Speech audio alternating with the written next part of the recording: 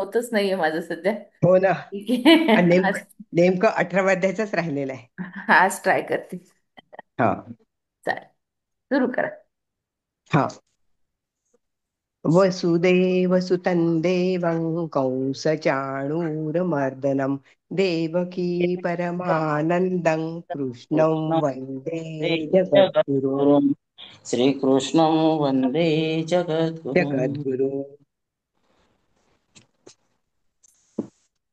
31वा श्लोक, अध्याय 18. यया धर्मेंच कार्यंच कार्यमेव च अयथावत् प्रजानाति बुद्धिः सा पार्थ राजसी. भगवंत परत अर्जुनाला सांगतात आहे की मनुष्य ज्या बुद्धीमुळे धर्म आणि अधर्म तसेच कर्तव्य आणि कर्तव्य यथायोग्य रीतीने जाणत नाही, ती बुद्धी राजसी होय. आता परत राजस, तामस आणि सात्विक या संबंधी भगवंत सांगतात आहे. भगवंत म्हणतात की धर्म कशाला म्हणतात, अधर्म कशाला म्हणतात, आणि हे जर आपण जाणलं नाही तर काय होईल. अहिंसा, सत्य, दया, शांती, ब्रह्मचर्य, शम, दम, तितिक्षा, तसेच यज्ञ, दान, तप व अध्ययन, अध्यापन, प्रजापालन, कृषी, पशुपालन आणि सेवा इत्यादी जितक्या म्हणून वर्णाश्रमाप्रमाणे 4 वर्ण, त्याप्रमाणे शास्त्रविहित शुभकर्म आहेत, त्या आचरणांचं फळ शास्त्रामध्ये या लोकी आणि परलोकीही उत्तम सुखभोग आहे. तसेच दुसऱ्याच्या हिताची जी कर्मे आहेत त्या सर्वांचे नाव धर्म हे होय. म्हणजे दुसऱ्यांच्या हितासाठी जी कर्म केली जातात त्यांना सुद्धा धर्म म्हणतात. जर खोटेपणा केला, कपट केलं, चोरी, व्यभिचार, हिंसा, दंभ, अभक्ष भक्षण इत्यादी जितकी म्हणून पापकर्म आहेत, ज्या कर्माचे फल शास्त्रामध्ये दुःख असं सांगितलेलं आहे, की ज्यामुळे आपल्यालाही दुःख होईल, दुसऱ्यालाही दुःख होईल, त्या गोष्टी करणे म्हणजे अधर्म होय. कोणकोणत्या वेळी कोणत्या परिस्थितीत कोणते कर्म हे धर्म आहे आणि कोणते कर्म हे अधर्म आहे हे ठरवताना बुद्धी कुंठित होणे आणि संशययुक्त होणे म्हणजे ते दोन्हीही यथार्थ न जाणणे होय. म्हणजे एखादं काम आपण करतो पण आपल्याला कळतं की हे बरोबर आहे की चूक आहे. जेव्हा आपण असं द्वि विचारांमध्ये असतो तेव्हा आपली बुद्धी कुंठित झालेली असते किंवा संशयाने आपण त्याकडे नजर देतो. कार्य म्हणजे काय, अकार्य म्हणजे काय, कर्तव्य म्हणजे काय, अकर्तव्य म्हणजे काय, हे आता पाहूया. वर्ण, आश्रम, प्रकृती, परिस्थिती तसेच देश व काल यांना अनुसरून ज्या मनुष्याला जे शास्त्र विहित असे करण्यास योग्य असे कर्म आहे, म्हणजे वर्णाप्रमाणे, आश्रमाप्रमाणे, प्रकृतीप्रमाणे, परिस्थितीप्रमाणे जी जी कार्य केली जातात ती योग्य कर्म असे आहेत. आणि ज्याच्यासाठी शास्त्रामध्ये जे कर्म करण्यास योग्य नाही ती सगळी निषिद्ध कर्म आहेत. जे न करणे हेच योग्य आहे ते कार्य, ते अकार्य होय, म्हणजे अकर्तव्य, की जे करायला नको आहे पण जे केलं जातं तर त्याला म्हणतात अकर्तव्य. शास्त्र निषिद्ध अशी पापकर्मे तर सर्वांच्यासाठी अकार्यच आहेत, परंतु शास्त्रविहित शुभकर्मांमध्ये कुणासाठी एखादे कर्म कार्य असते आणि कुणासाठी एखादे कर्म हे अकार्य असतं. म्हणजे कार्य आपण करतो पण ते कोणासाठी चांगलं असतं, कोणासाठी वाईट असतं. शूद्रासाठी सेवा करणे हे कार्य आहे आणि यज्ञ, वेदाध्ययन इत्यादी करणे हे अकार्य आहे. शूद्रांना, संन्याशाला विवेक, वैराग्य, शम, दम इत्यादींचे साधन हे कार्य आहे आणि यज्ञ, दान इत्यादींचे आचरण हे अकार्य आहे. म्हणजे व्यक्तीप्रमाणे कार्य आणि अकार्य ठरत असतं. ब्राह्मणासाठी यज्ञ करणे, करविणे, दान घेणे, देणे, वेद पढणे, पढविणे इत्यादी कार्य आहे आणि नोकरी करणे हे अकार्य आहे. पण हे आता सध्या शक्य नाही. वैश्याला कृषी, गोरक्षा व वाणिज्य इत्यादी हे कार्य आहे आणि दान घेणे हे अकार्य आहे. कारण की वैश्य हा व्यापारी आहे.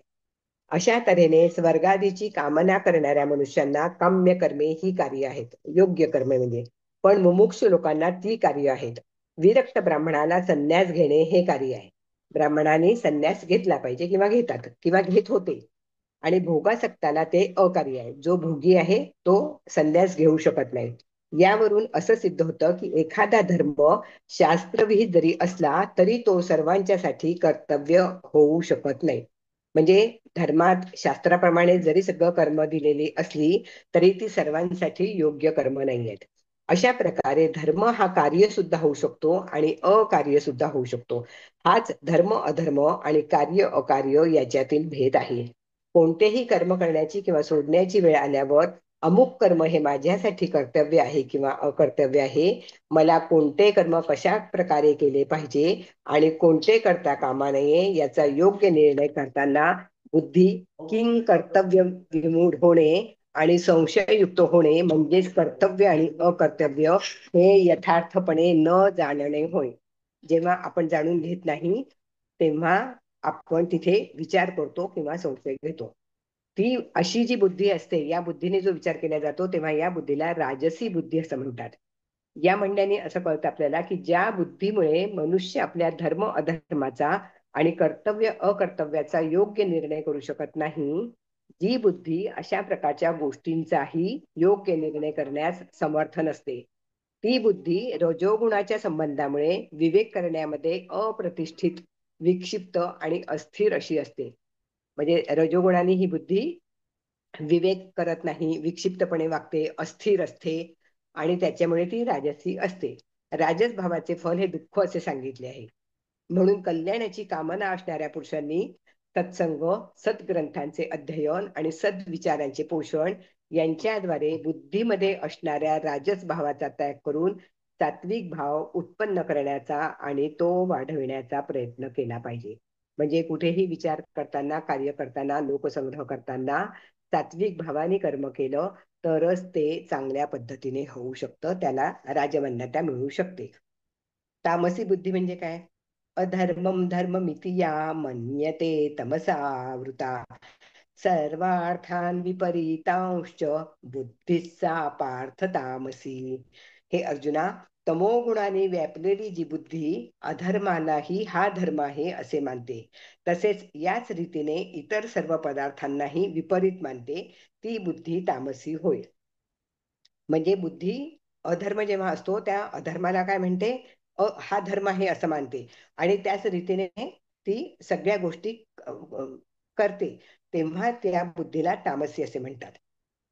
ईश्वर निंदा, देवनिंदा, शास्त्रविरोध, माता पिता गुरु यांचा अपमान, वर्णाश्रमाला धरून प्रतिकूल असे आचरण म्हणजे उलट आचरण करायचं, असंतोष, दंभ, कपट, व्यभिचार, असत्य भाषण म्हणजे खोटे बोलणे, परपीडन म्हणजे दुसऱ्याला त्रास देणे, अभक्ष भोजन जे खाऊ नये ते खाणे, यथेच्छाचार आणि परसत्वापहरण म्हणजे दुसरीकडे जाणे इत्यादी निषिद्ध पापकर्मे ही धर्म मानणे म्हणजे अधर्माला धर्म मानणे होय.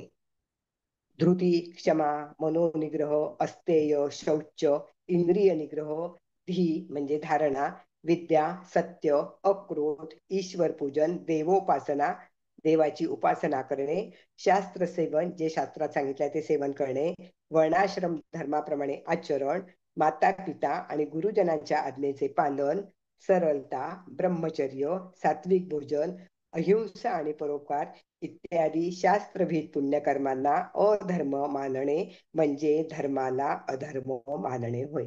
म्हणजे जी चांगली कृत्य आहे ती न करता जे योग्य नाही त्याप्रमाणे वागायचं आणि मग म्हणायचं की मी अधर्म केला नाही, मी धर्माला अनुसरून आहे.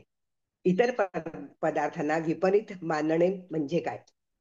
अधर्माला धर्म असे मानण्याप्रमाणेच अकर्तव्याला कर्तव्य म्हणजे जे योग्य कर्तव्य आहे ते न करता उलट कर्तव्य करायचं ते छान म्हणायचं, दुःखाला सुख म्हणायचं, अनित्याला नित्य म्हणायचं, अशुद्धाला शुद्ध, हानीला लाभ असं म्हणून जितके जितके उलटे ज्ञान आहे म्हणजे विपरीत ज्ञान आहे ते सर्व इतर पदार्थांना विपरीत मानण्यामध्ये मोडते. ती बुद्धी तामसी म्हणजे काय? तमोगुणाने झाकल्यामुळे ज्या बुद्धीची विवेक शक्ती ही सर्वथा लुप्त झाल्यासारखी आहे. म्हणजे तमोगुण इतका वाढलेला आहे की बुद्धी जी आहे ती विवेक शक्ती आहे ती लुप्त झाली आहे, म्हणजे त्या विवेकाचा काहीच विचार केला जात नाही. त्यामुळे जिच्याकडून प्रत्येक विषयात पूर्णपणे उलटा निश्चय केला जातो म्हणजे उलटी कर्तव्य केली जातात, ती बुद्धी तामसी होय. अशी बुद्धी मनुष्याला अधोगतीला घेऊन जाणारी आहे, म्हणजे याच्याने प्रगती न होता अधोगती होते. कल्याणाची इच्छा असणाऱ्या माणसांनी अशा प्रकारची विपरीत बुद्धी पूर्णपणे सोडली पाहिजे. म्हणजे व्यक्तीने जगताना विपरीत बुद्धी ने कुठलेही कर्तव्य करू नये. आता सात्विक धृती म्हणजे काय? धृत्या यया धारयते मनः प्राणेन्द्रियक्रियाः योगेनाव्यभिचारिण्या धृतीः सा पार्थ सात्विकी. हे पार्था, त्या अव्यभिचारिणी धारणाशक्तीने मनुष्य ध्यान योगाने मन प्राण व इंद्रिये यांच्या क्रिया धारण करीत असतो, ती धारणा सात्विक होय. म्हणजे ध्यान योगाने मन प्राण आणि इंद्रिय यांच्या ज्या क्रिया करतो, ती धारणा सात्विक होय. धृत्या म्हणजे धारण करणे. अभिचारिण्या म्हणजे कोणतेही भाव क्रिया किंवा वृत्ती यांना धारण करण्याची म्हणजेच दृढपणे स्थिर ठेवण्याची जी विशेष शक्ती आहे, किंवा जिच्याद्वारे धारण केलेली कोणतीही क्रिया भावना किंवा वृत्ती या विचलित होत नाही. म्हणजे जेव्हा आपण धारणा आपली दृढ असते की मला हे कर्तव्य करायचं आहे, मला हे याच पद्धतीने करायचं आहे, मी कोणालाही त्रास देणार नाही, तर ही भावना मनात असते आणि या भावनेने आपण वृत्ती करतो, तेव्हा ती सात्विक असते आणि ती चिरकाळपर्यंत स्थिर असते. त्या शक्तीला धृती असे म्हणतात. परंतु हिच्याद्वारे मनुष्य जोपर्यंत भिन्न भिन्न उद्देशाने नाना विषय धारण करतो, तोपर्यंत तिचा व्यभिचार दोष नष्ट होत नाही. म्हणजे नाना विषय धारण करायचे केले तर व्यभिचार हा दोष आहे, हा नष्ट होत नाही. तेव्हा तिच्याद्वारे मनुष्य हा आपला एक अढळ उद्देश स्थिर करून घेतो. त्यावेळी ती वृत्ती अव्यभिचारिणी अशी होते. परमात्म्याला प्राप्त करून घेणे हा सात्विक धृतीचा एकच उद्देश असतो. म्हणून तिला अव्यभिचारिणी असे म्हणतात. अशा प्रकारच्या धारण शक्तीचे वाचक अव्यभिचारिण्या या विशेषणासह धृत्या म्हटले आहेत. धारण शक्तीने परमात्म्याला प्राप्त करून घेण्यासाठी ध्यान योगाने मन प्राण व इंद्रिये यांच्या क्रिया अढळपणे परमात्म्यामध्ये रोखून धरणे, म्हणजेच वरील धृतीने ध्यान योगाद्वारे मन प्राण आणि इंद्रिये यांच्या क्रिया धारण करणे होय. म्हणजे जर आपल्याला परमात्मा प्राप्त करायचा आहे, योग्य शक्ती आपल्याला धारण करायची आहे, तर आपण मन प्राण आणि इंद्रिय यांच्या क्रियामध्ये जे सांगितले आहे तेच आपण धारण करायचं. जी धृती परमात्म्याच्या प्राप्तीरूपी एकाच उद्देशामध्ये नेहमी स्थिर राहते, जी आपल्या लक्षापासून कधीही विचलित होत नाही, जिचे भिन्न भिन्न उद्देश नसतात, तसेच जिच्याद्वारे मनुष्य परमात्म्याच्या प्राप्तीसाठी मन इंद्रिये परमात्म्यामध्ये लावतो, म्हणजे मला परमात्मा मिळाला पाहिजे, मला त्याचा साक्षात्कार झाला पाहिजे असं तो मनाने निग्रह करतो. तसेच त्याचे तसेच कोणत्याही कारणामध्ये तो विषयामध्ये आसक्त होत नाही, आपले मनामध्ये चंचल वृत्ती येऊ देत नाही आणि आपलं मन आपल्या स्वाधीन ठेवतो, अशी ही धृती सात्विक होय. पहा, मनुष्य परमात्म्याच्या प्राप्तीसाठी मन आणि इंद्रिय परमात्म्यामध्ये लावतो, तसेच कोणत्याही कारणाने तो आसक्त होत नाही, मनामध्ये वेगवेगळे विषय न येऊ देता बुद्धी तो स्थिर ठेवतो, म्हणजे चंचल होऊ देत नाही, तसेच मन आपल्या स्वाधीन ठेवतो. अशा धृतीला सात्विक असे म्हणतात. अशा प्रकारची धारण शक्ती ही मनुष्याला लवकरच परमात्म्याची प्राप्ती करून देणारी असते. जर या पद्धतीने वागलं आणि धारण शक्ती चांगली ठेवली तर आपल्याला परमात्म्याची प्राप्ती होऊ शकते. म्हणून कल्याणाची कामना करणाऱ्या पुरुषाने ती आपली धारण शक्ती अशा प्रकारे सात्विक बनविण्याचा प्रयत्न केला पाहिजे, म्हणजे आपण आपली वृत्ती सात्विक करू शकतो. आता राजसिक वृत्ती म्हणजे काय? यया तु धर्म कामार्थान धृत्या धारयते अर्जुन प्रसंगेन फलाकांक्षी धृतीः सा पार्थ राजसी. भगवंत म्हणतात, परंतु हे कुंतीपुत्र अर्जुना, फळाची इच्छा असलेला मनुष्य अति आसक्तीमुळे ज्या धारणा शक्तीने धर्म अर्थ व काम यांना धारण करतो, ती धारणा राजसी होय. म्हणजे फळाची इच्छा, फलेच्छा केली, अति आसक्ती ठेवली आणि अति आसक्ती फलेच्छानी या धारणेने धर्म अर्थ काम हे केलं, तर ती धारणा राजसी असते. फलाकांक्षी म्हणजे फलरूप असलेल्या या लोकीच्या आणि परलोकीच्या विभिन्न प्रकारच्या भोगांची इच्छा करणाऱ्या सकाम मनुष्याचे वाचक आहे. म्हणजे फलाकांक्षी म्हणजे भोगांची इच्छा करायची आणि सकाम करायचं कर्तव्य. असा मनुष्य आपल्या धारण शक्तीने अत्यंत आसक्तीने धर्माचे जे पालन करतो, ते म्हणजेच त्याने धृतीद्वारा धर्म धारण करणे होय. म्हणजे धर्माचं पालन अतिशय योग्य पद्धतीने केलं आणि धर्म जर धारण केला तर ते योग्य आहे. धनादी पदार्थांना व त्यांनी प्राप्त होणाऱ्या भोगांनाच जीवनाचे लक्ष बनवून अत्यंत आसक्तीमुळे घट्टपणे ते पकडून ठेवणे म्हणजेच धृतीद्वारे अर्थ व काम यांना धारण करणे होय.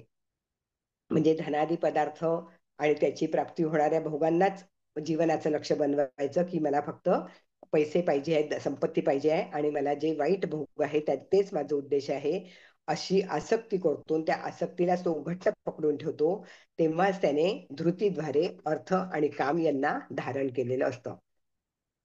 धारण शक्ती राजसी कशी आहे ते पाहूया. धर्म अर्थ काम या तिन्हींना धारण करते. कोण? मनुष्य. कशामुळे? मोक्षाच्या साधनांकडे मुळीच ध्यान न देता. म्हणजे जेव्हा मनुष्य धृतीद्वारे मोक्षाच्या साधनांकडे मुळीच ध्यान देत नाही, तसेच धर्म अर्थ काम या तिन्हींना धारण करतो, ती धृती ही रजोगुणाच्या संबंधामुळे राजसी होते. कारण आसक्ती व कामना हे रजोगुणाचेच कार्य आहे. अशा प्रकारची धृती मनुष्याला कर्माद्वारे बांधून टाकणारी आहे. म्हणून कल्याणाची कामना करणाऱ्या मनुष्याने आपली धारण शक्ती राजसी न होऊ देता सात्विकी बनविण्याचा प्रयत्न केला पाहिजे. म्हणजे परत पहा, मनुष्याला सात्विक व्हायचं आहे. सात्विक होण्यासाठी त्याने काय केलं?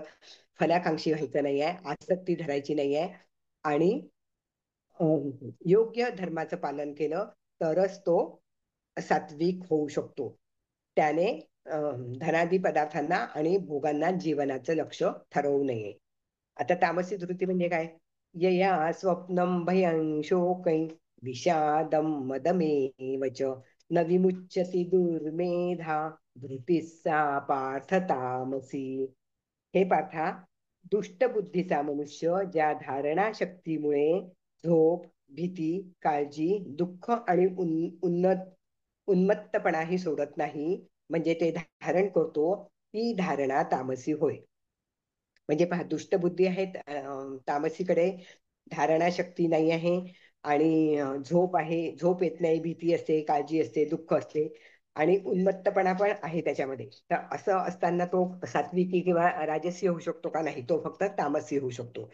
ज्याची बुद्धी अत्यंत मंद आणि मलिन असते, ज्याच्या अंतःकरणामध्ये दुसऱ्याचे अनिष्ट करणे इत्यादी भाव भरलेले असतात, अशा दुष्ट बुद्धी मनुष्याला दुर्मेधा असे म्हणतात.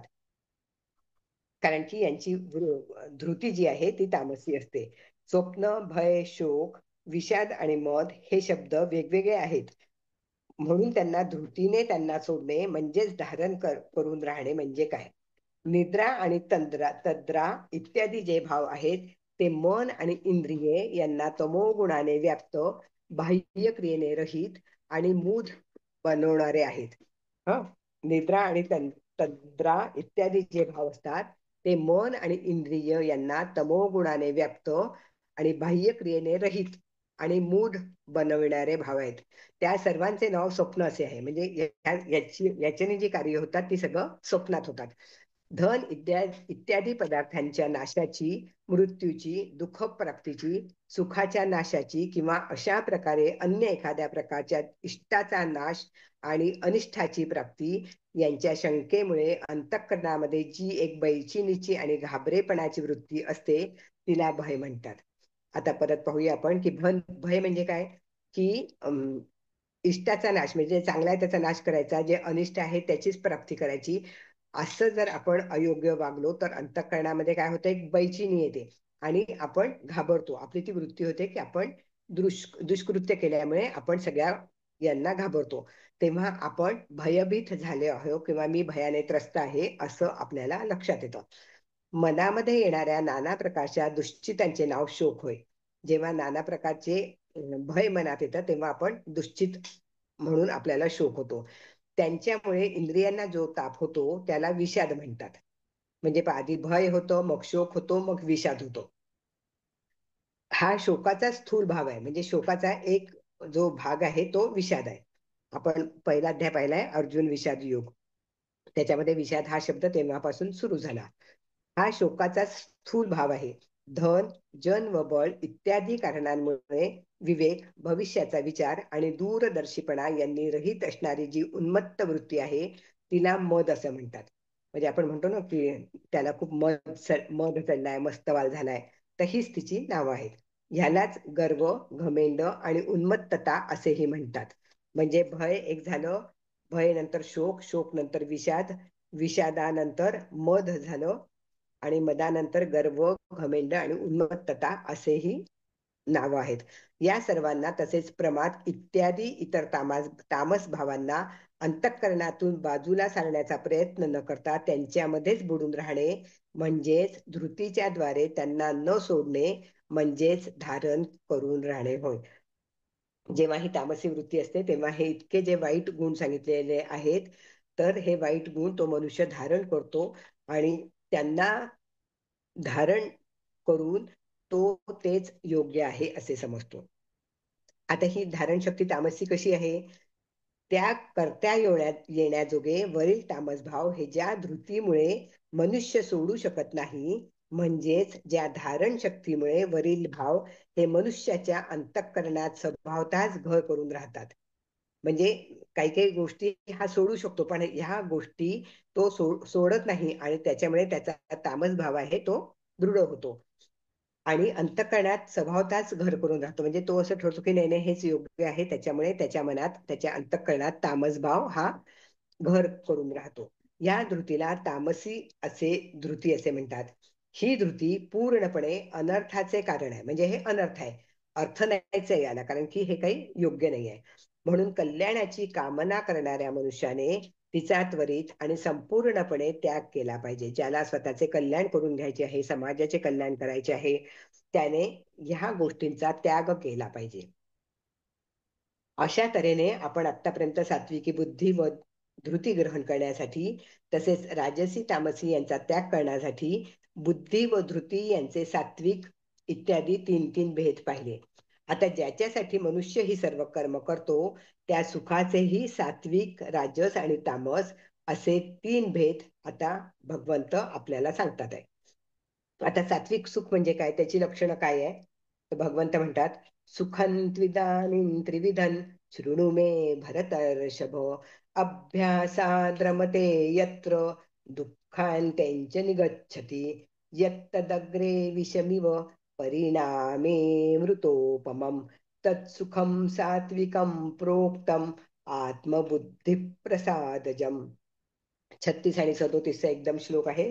हे भरत श्रेष्ठा, आता तीन प्रकारचे सुखही तू माझ्याकडून ऐकून घे. ज्या सुखात साधक भजन, ध्यान आणि सेवा इत्यादींच्या अभ्यासाने रमतो आणि ज्यामुळे त्याचे दुःख नाहीसे होते, जे आरंभी जरी विषयासारखे वाटले तरी परिणामी अमृतासारखे असते, ते परमात्मा विषयक बुद्धीच्या प्रसादाने उत्पन्न होणारे सुख सात्विक म्हटले गेले आहे. याद्वारे भगवंत असं म्हणतात की ज्या प्रकारे ज्ञान, कर्म, कर्ता, बुद्धी व धृती यांचे सात्विक, राजस आणि तामस असे भेद आहेत. म्हणजे मुख्य काय आहे? ज्ञान, कर्म, कर्ता, बुद्धी व धृती. यांच्यामुळे काय होतं? सात्विक, राजस आणि तामस असे भेद आहेत. त्याचप्रमाणे सात्विक सुख प्राप्त करण्यासाठी आणि राजस आणि तामस सुखांचा त्याग करण्यासाठी आता तीन भेद सांगतात. ते आता ऐकून घ्या. जे सुख प्रशांत मन म्हणजे शांत मन असणाऱ्या योगाला लाभते, त्याच त्याच त्यालाच उत्तम सुख म्हणून यत्र असे म्हटले आहेत. आपण हे अध्याय 6 27 श्लोकामध्ये पाहिलेलं आहे. योगाच्या अध्यायामध्ये मनुष्याला या सुखाचा अनुभव तेव्हाच होतो की जेव्हा तो या लोकीच्या व परलोकीच्या सर्व भोग सुखांना क्षणिक समजून व त्यांच्यामधील आसक्ती बाजूला ठेवून निरंतर परमात्म स्वरूपाच्या चिंतनाचा अभ्यास करतो. म्हणजे लोकीचं आणि परलोकीचं जे सुख आहे हे क्षणिक आहे तो समजून घेतो आणि त्याच्यामध्ये जी आसक्ती आलेली असते ती आसक्ती तो बाजूला ठेवतो आणि निरंतर परमात्मा स्वरूप आपल्याला मिळालं पाहिजे त्याच्यासाठी तो चिंतन करतो आणि अभ्यास करतो. अध्याय 5:21 मध्ये पण आपण हे पाहिलेलं आहे. साधना विना याचा अनुभव येऊ शकत नाही. जेव्हा आपण साधना करतो तेव्हाच आपल्याला लक्षात येतं की आसक्ती केल्यामुळे आपल्याला, आपल्या मनाला आणि शरीराला त्रास होतो आहे, तर आपण हे संपवायला पाहिजे.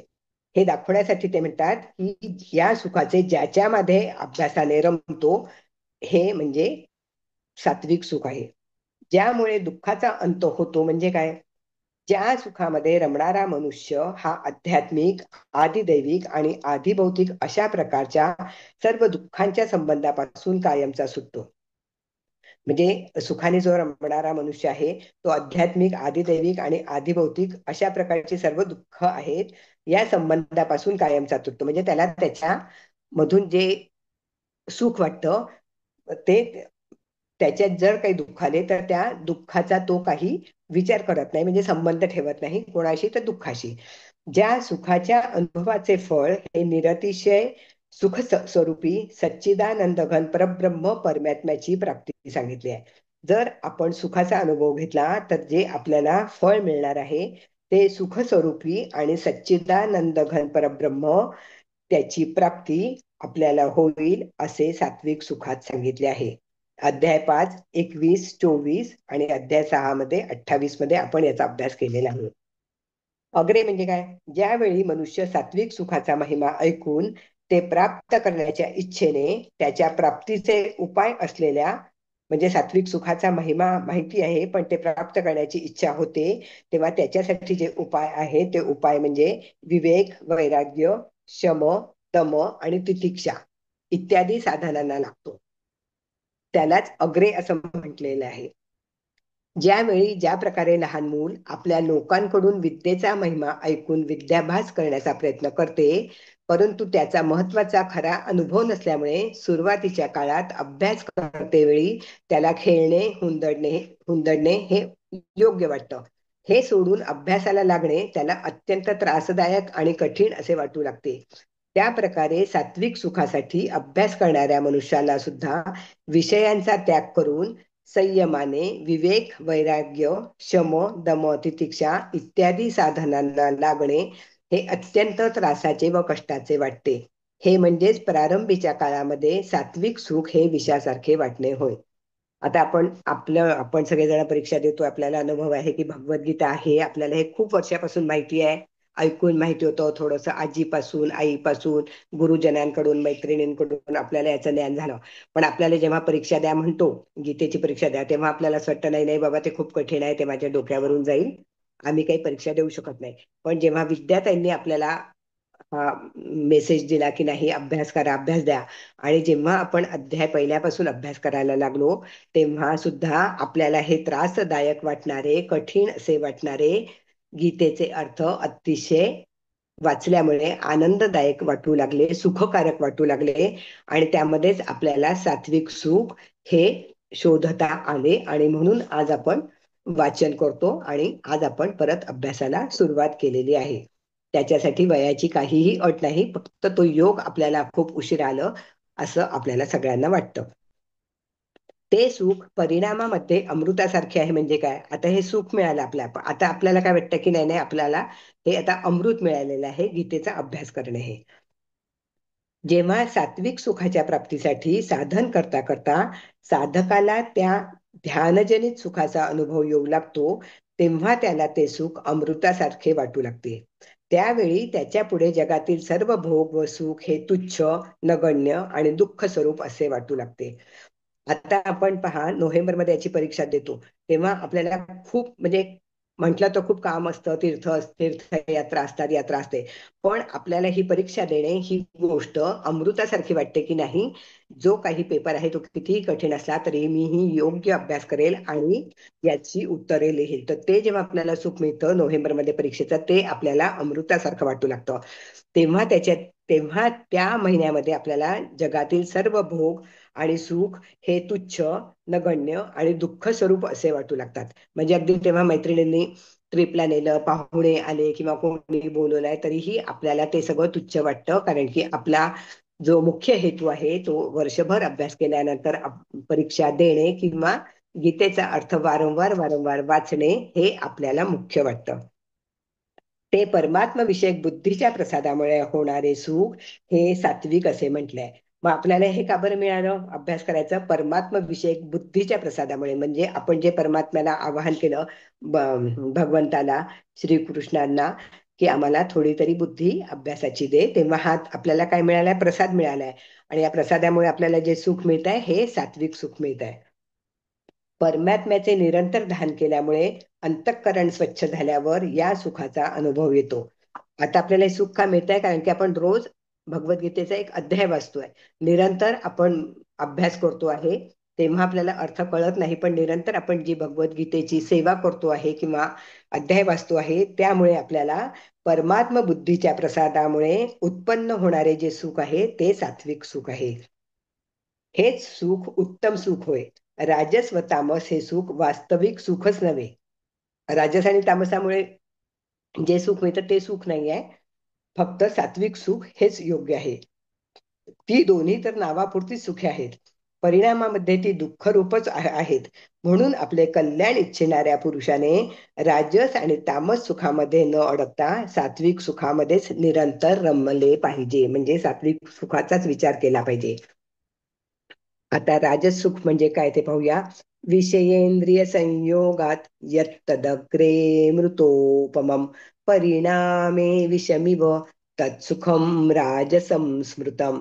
जे सुख विषय आणि इंद्रियांच्या संयोगाने उत्पन्न होते ते प्रथम भोगताना अमृतासारखे वाटत असले तरी परिणामे ते विषासारखे असते, म्हणजे ते अमृतासारखे नाही, म्हणून ते सुख राजस म्हटले आहे. राजस सुखाच्या प्राप्तीसाठी मनुष्य हा मन आणि इंद्रिये यांच्याद्वारे एखाद्या विषयाचे सेवन प्रारंभ करतो. त्यावेळी अग्रे असे म्हटले आहे, या सुखाची उत्पत्ती इंद्रिये आणि विषय यांच्या संयोगामुळे होते. तात्पर्य असं आहे की जोपर्यंत मनुष्य हा मनासह इंद्रियांनी एखाद्या विषयाचे सेवन करतो तोपर्यंतच त्याला त्या सुखाचा अनुभव येतो. इंद्रिय आणि विषय यांच्या संयोगामुळे एखाद्या विषयाचं सेवनाला तो प्रारंभ करतो. जोपर्यंत मनुष्य हा मनासह इंद्रियांनी विषयांचं सेवन करतो तोपर्यंतच त्याला सुखाचा अनुभव येतो आणि आसक्तीमुळे त्याला ते अत्यंत प्रिय किंवा उत्कृष्ट असे वाटते. त्यावेळी त्याला त्याच्यासमोर कोणत्याही अदृष्ट सुखाची किंमत वाटत नाही, तेव्हा त्याला वाईट असे काहीच वाटत नाही.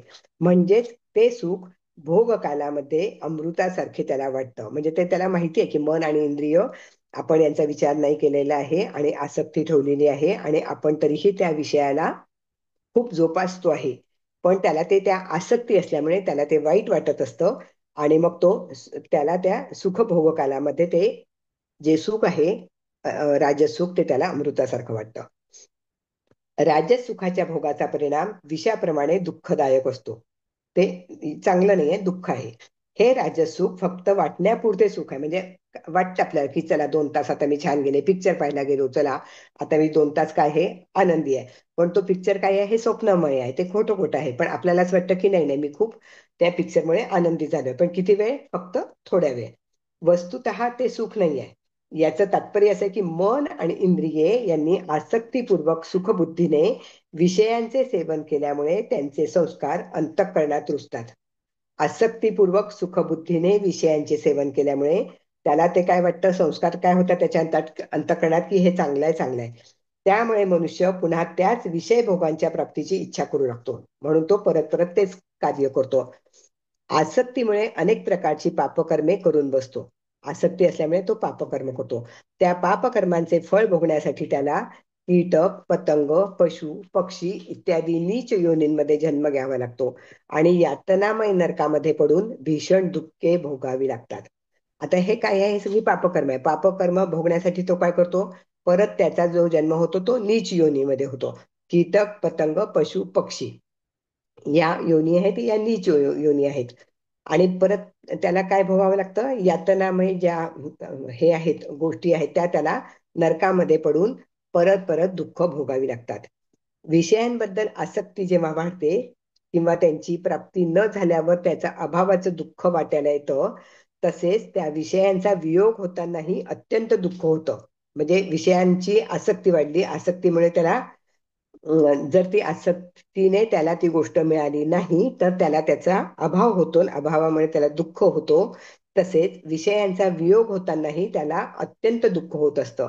दुसऱ्याजवळ आपल्यापेक्षा अधिक सुखसंपत्ती आहे असं वाटतं आणि मनामध्ये ईर्ष्या निर्माण होते, त्यामुळे त्याच्या मनात जळफळाट होतो. तसेच भोगानंतर शरीरामध्ये बल, वीर्य, बुद्धी, तेज व शक्ती यांचा ऱ्हास झाल्यामुळे म्हणजे हे नष्ट झाल्यामुळे तसेच थकव्यामुळेही मोठं दुःख त्याला अनुभवायला येतं. अशा प्रकारे आणखीही पुष्कळसे दुःखप्रद परिणाम होतात. म्हणून विषय आणि इंद्रिये यांच्या संयोगामुळे होणारे हे क्षणिक सुख दुःखरूपच असते. जरी वस्तुतः सर्व प्रकारे ते दुःखरूपच आहे, तरी ज्याप्रमाणे रोगी मनुष्य हा आसक्तीमुळे चवीच्या लोभाने परिणामांचा विचार न करता कुपथ्य करतो, म्हणजे जे सांगितलंय खायला पथ्यामुळे ते न खाता जर त्याने तिखट खाल्लं, अति गोड खाल्लं, किंवा जर त्याने पथ्य पाळलं नाही, तर त्याला त्याचा परिणाम म्हणून काय होतो, त्याचा जो शरीरातील रोग आहे तो वाढतो आणि त्यामुळे तो दुःखी होतो किंवा त्याला मरण येतं. किंवा ज्याप्रमाणे पतंग हा नेत्रांचा विषय असलेल्या रूपावर आसक्त असल्यामुळे मोठ्या प्रयत्नपूर्वक सुख मिळवण्याच्या विचाराने दिव्याच्या ज्योतीवर झेप घेण्यामध्ये सुख मानतो. आपल्याला माहितीये की आपण कुठेही पणती लावली आहे, दिवा लावलेला आहे, तर तो पतंग नावाचा जो छोटासा कीटक आहे तो त्याच्या भोवती फेऱ्या मारतो, पण त्याला हे कळत नाही की आपलं शरीर हे खूप नाजूक आहे आणि ती जी ज्योत आहे तिचं ज्वलन शक्ती जी आहे ती जास्त आहे, त्याच्यामुळे आपल्याला जीवाला त्रास होईल हे तो जाणत नाही आणि त्या ज्योतीवरच तो झेप घेतो. त्याच्यामुळे तेव्हा त्याला सुख वाटतं, पण तो परिणाम असा होतो की तो जळतो, कष्ट भोगतो आणि शेवटी मरून जातो. त्याचप्रमाणे परिणामंती विषयासक्त मनुष्य हाही मूर्खपणामुळे आणि आसक्तीमुळे परिणामाचा विचार न करता सुख मिळेल, मी आनंदी होईल, मला सर्व प्राप्त होईल या विचाराने विषयांचे सेवन करतो आणि त्याचा परिणाम म्हणून अनेक प्रकारे अनेक तऱ्हेची भीषण दुःखे तो भोगत असतो. आता राजसुख म्हणजे काय परत दाखवलंय की वरील लक्षणांचे जे वाटण्यापुरते क्षणिक सुख आहे ते विषयासक्तीमुळेच सुखस्वरूप असल्यासारखे वाटते. म्हणजे सुख आहे ते कसं आहे, क्षणिक आहे, पण विषयासक्तीमुळे आपल्याला काय वाटतं की मी सुखस्वरूप झालेलो आहे. आसक्ती हे रजोगुणाचे स्वरूपच आहे, म्हणून ती काय आहे, राजस आहे. आणि आसक्तीचे द्वारा तो रमोगुण हा मनुष्याला बद्ध करतो. म्हणजे माणूस त्याच्यामध्ये बद्ध होतो की जे आसक्तीने झालेलं आहे ते वाईट आहे, पण हे माझ्यासाठी चांगलं आहे आणि तो कल्याणाची इच्छा धरतो, म्हणून त्याला राजस सुख म्हणतात. पण अशा सुखामध्ये मनुष्याने गुंतू नये असे भगवंत आपल्याला सांगतात.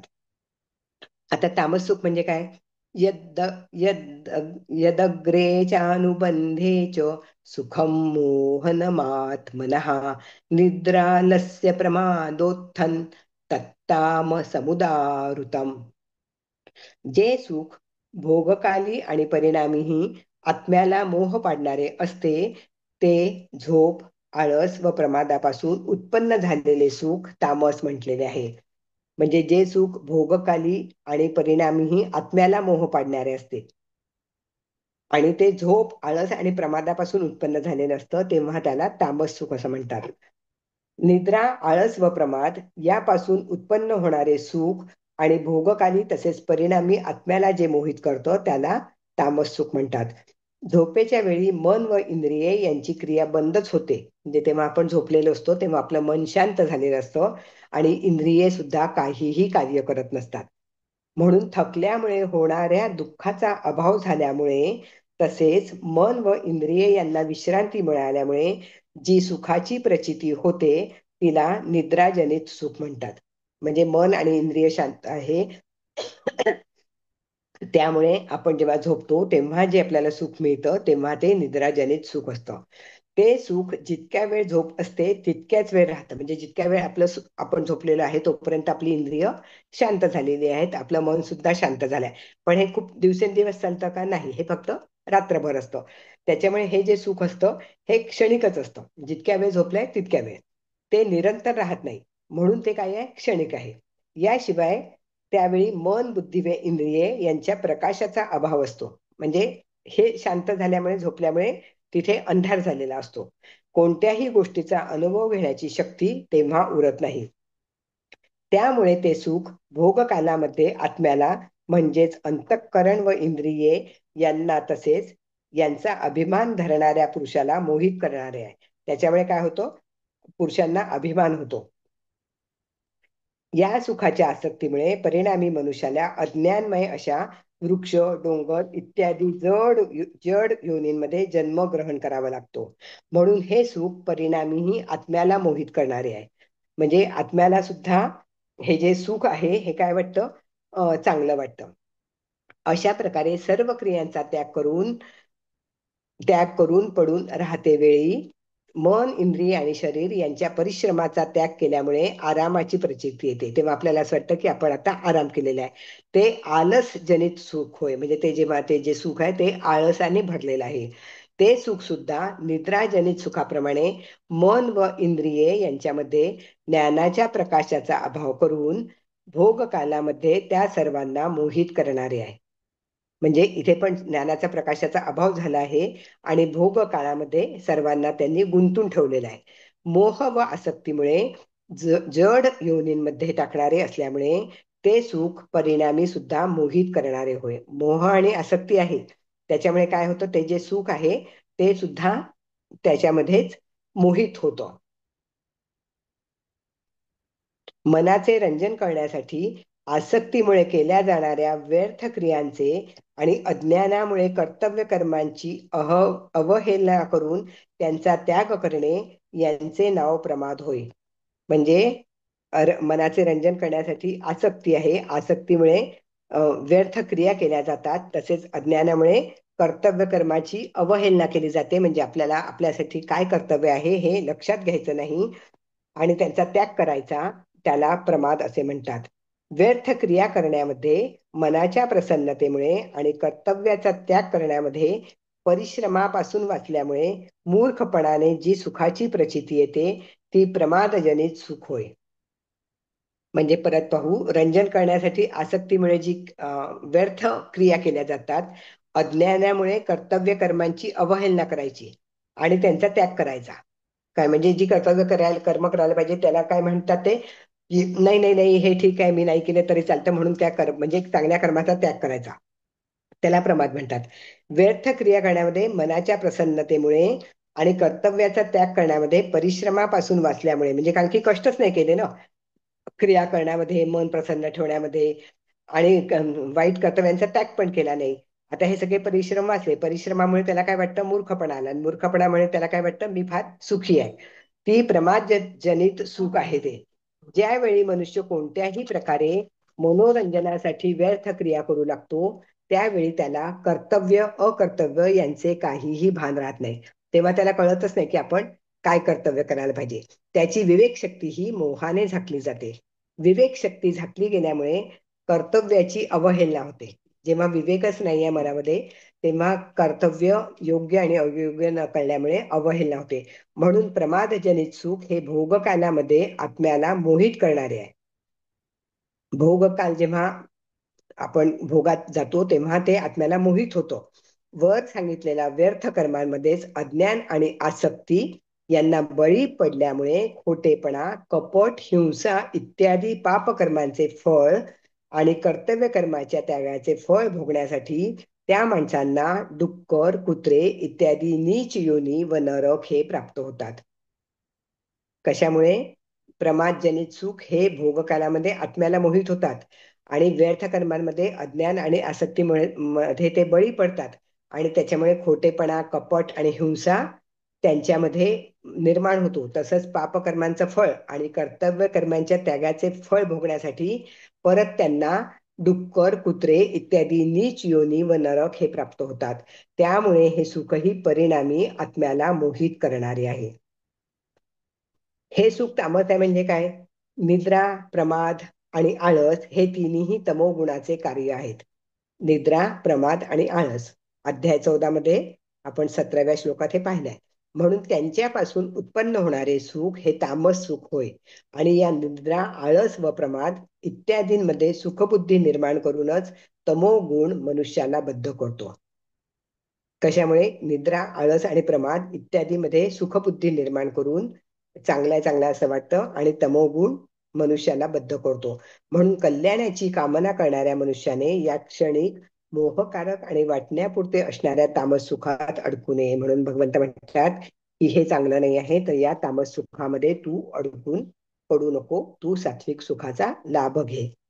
अशा प्रकारे 18व्या श्लोकापासून वर्णन केलेल्या मुख्य पदार्थांचे सात्विक, राजस आणि तामस असे तीन तीन भेद सांगून आता भगवंत याचा उपसंहार करीत सृष्टीचे सर्व पदार्थ हे या तिन्ही गुणांनी युक्त आहेत.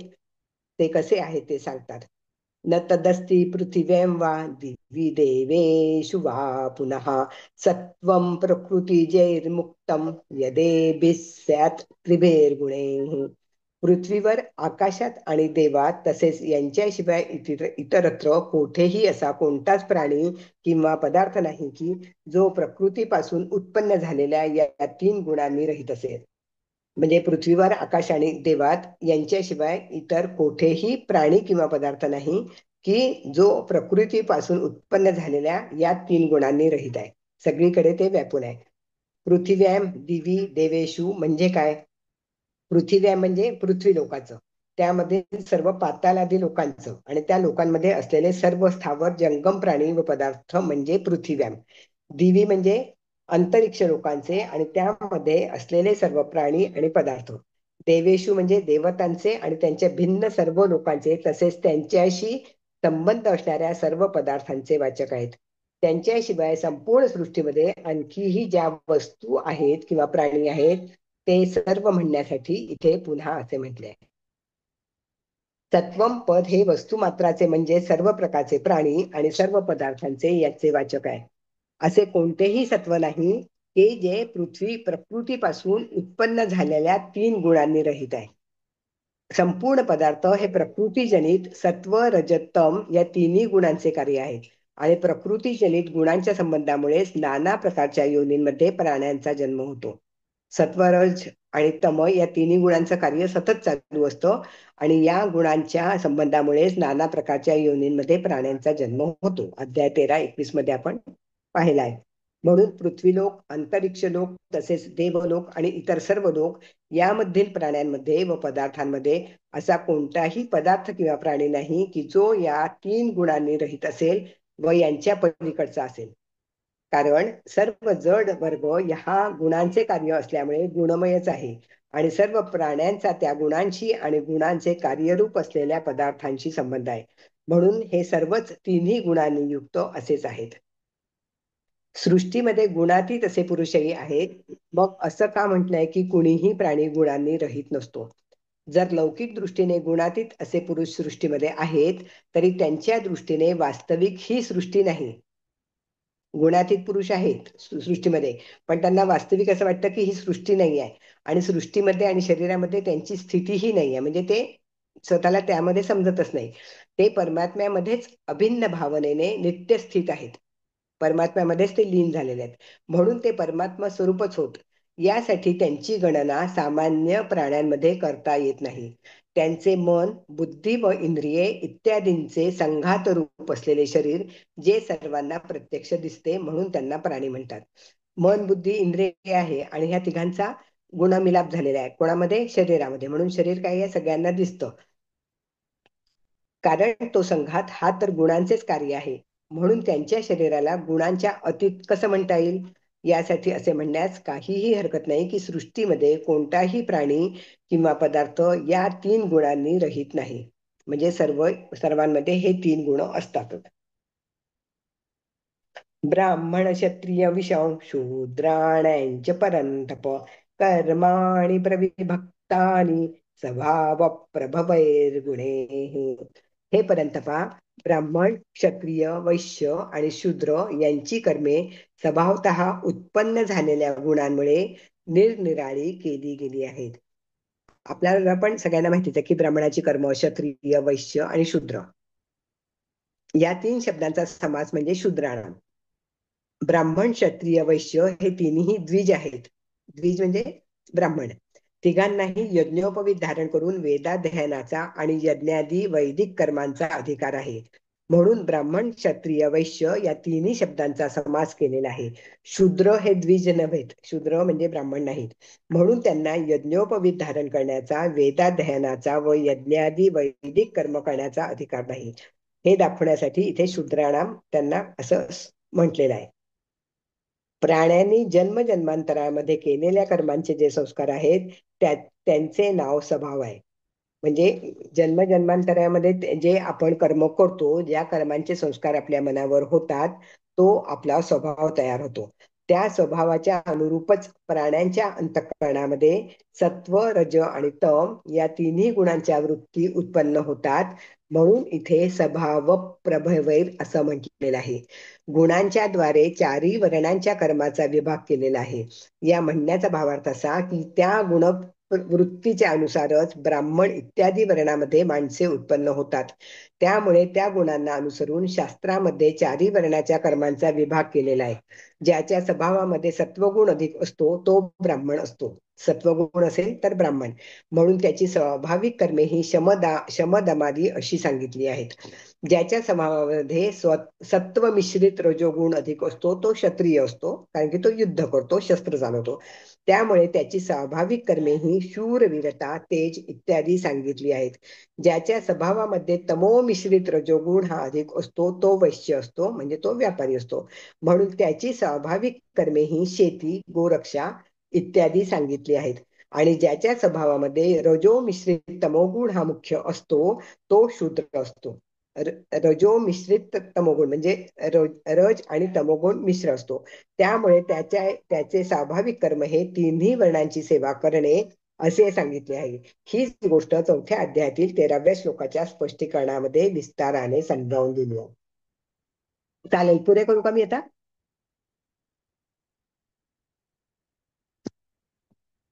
सुचेता. हो, आपण थांबूयात. 4च हा वाजले जवळपास. हा. पद्माताई, तुम्ही जस्ट थोडस सांगता का? सोमवारी घ्या म्हणत. तुम्हाला हे होत आहे का? ताई मी आता सोमवारलाच वाचन करेल. हा, मला तेच वाटलं. बरोबर आहे. हा. काय हे हा. विषयच इतके मोठे आहेत ना, विषय मोठे असल्यामुळे खूप वेळ सांगावं लागतं. एखाद हो, आणि दोन. क्लिष्ट आहे. आणि हो, ही क्लिष्ट आहे. अवतरणिका आहे ना, हो. ही समज पूर्ण गीता 18. समजली असते. हा हा. बरोबर आहे. मी सोमवारला वाचन करेन. आता चालेल. वाचन करा हा मी. चालेल. उद्या उद्या वाटल्यास आपण एक क्लास घेऊयात अजून. हरकत नाही हो जर हो उद्या. चालेल, उद्या सर्वांना. वाचू शकते मी मग. हा, मग हरकत नसेल सर्वांना तर चालेल. चालेल चालेल. हा हा हा. चालेल. चालेल, मग सोमवारी आपण सुट्टी देऊयात, मंगळवारपासून परत सुरू करू. कारण पुष्कळ जणांना घट वगैरे बसवायचे असतील हो ना हो हो. त्या दिवशी. हो सोमवारी हो हो. सोमवारी नाही होतो, उशीर होऊन जातो. हा, उशीर होऊन बरोबर जातो. आहे. हो बरोबर आहे. तर मग मी हो. उद्या वाचील का ताई? हा, उद्या वाचा, मग हरकत नाही ते. हा ठीक आहे. हं. 41 झालेले आहे आज. हो. हो. 10 झाले आज फक्त. 11 हा. 11 झाले, 11. डोके हा. अवघड आहे घ्या. पण.